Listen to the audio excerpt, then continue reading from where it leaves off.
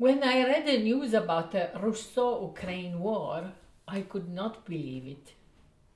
I am Italian and I grew up listening to stories about life during wars from my grandparents and parents. I thought World War II had put an end to wars over borders on that side of the planet.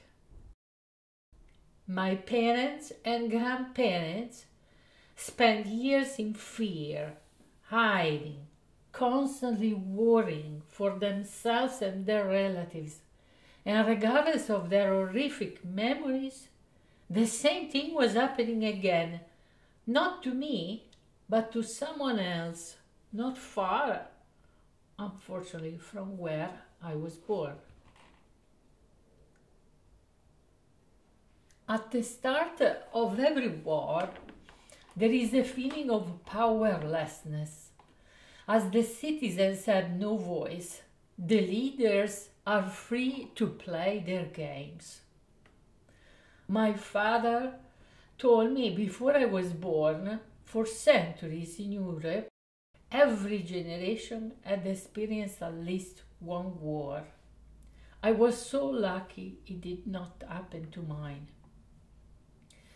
I have been performing with my sewing machine as a book artist since 2012. Often I am using the metaphor of linking and repairing that comes with the use of my tool. And at that moment I felt like I had no choice but let my old Singer machine speak for peace. On March 6, 2022, and since then, every weekend, I sit under the flag at the consulate of Russia or Ukraine, once near the White House, once on the steps of New York Public Library, and present a short performance. Sometimes I do it alone, sometimes I'm joined by friends or people passing by.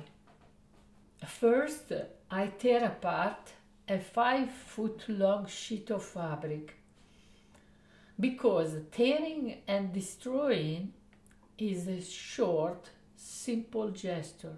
Then I sit at the sewing machine and sew it back because repairing, mending takes time and care, but it can be done. And thirdly, I display the mended sheet because repairing something we broke can be done. It is a very short performance lasting about 5 to 15 minutes. Each repair sheet gets added to my Weekend Mend for Peace unique book. On December 9, 2022, I added the 40th page to my book, one page for each of the last 40 weekends.